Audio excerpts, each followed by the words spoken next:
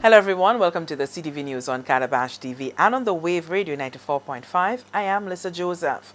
Well, an industrial impasse between the management of Bank of St. Lucia and the National Workers Union resulted in strike action that by employees has been successfully resolved.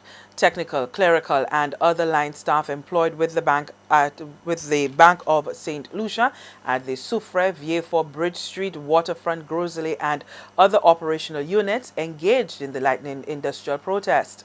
About 250 employees participated in that action. The employees' action was as a result of a misunderstanding during negotiations which would have changed a principal undertaken at the talks. General Manager Designate Esther Brown met with the National Workers Union in a 2-hour session with the hope of resolving the issue. Solas Myers is the union's Deputy President General. We had a negotiation meeting last week, I believe last week, Wednesday or Thursday, where the company put forward a certain position as it relates to wages. We were told that we would have to go back to our membership to basically get a mandate moving forward. However, unexpectedly, a little later that same day, we got an email basically going back on that original offer and lower than what was originally proposed. So in light of all of this, we took it back to our membership, and they were really disheartened in terms of the turn of events, because we were under the impression we went to the negotiating table in good faith.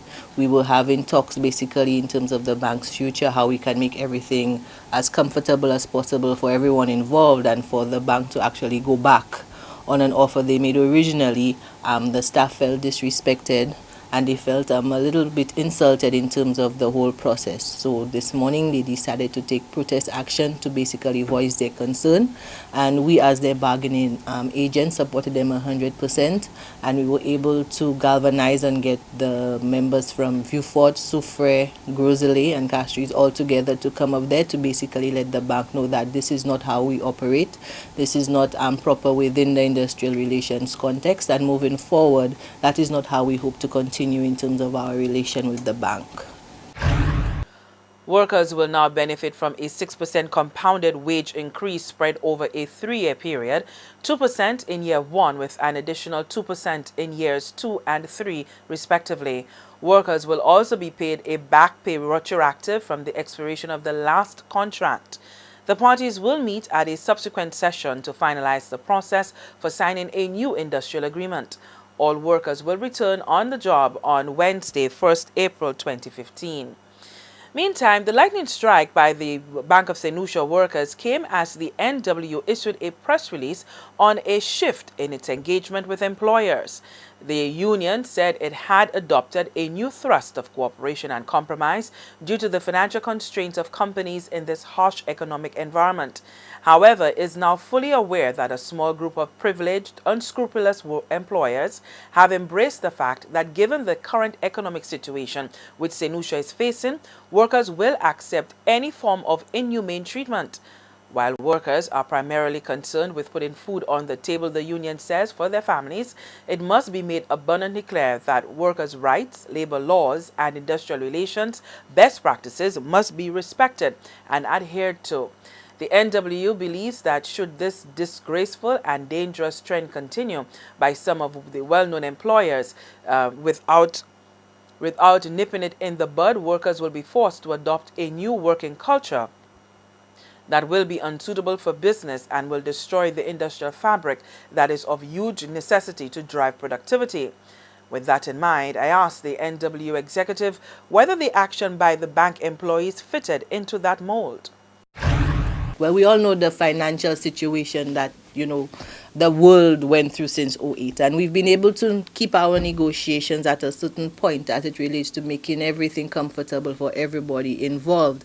However, having said that, you will always find not many, maybe a handful of employers will try to use the excuse that is really bad out there and we cannot afford to do everything that we need to do. They'll use different ways to try and escape in terms of having the discussions that need to be had in order to push forward.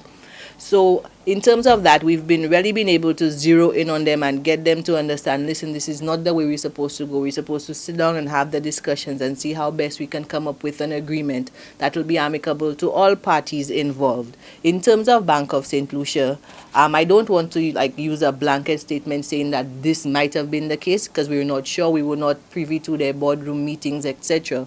But what we can tell you is that Bank of St. Lucia, the staff have gone through a lot over the last 3 years, and we ourselves have also gone through in terms of trying to assist them when it came to their restructuring, etc.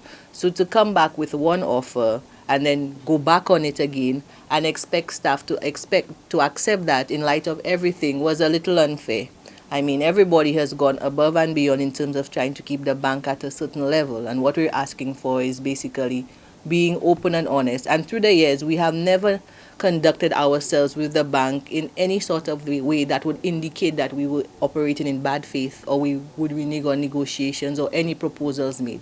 When we make a proposal, that's our word, that's our bond. We go back to our members, we get a mandate, we move forward. The process of industrial relations has to be respected in terms of people being open and honest at the table. The NWO says it will continue to monitor the situation and expose at the right time those companies that are culpable.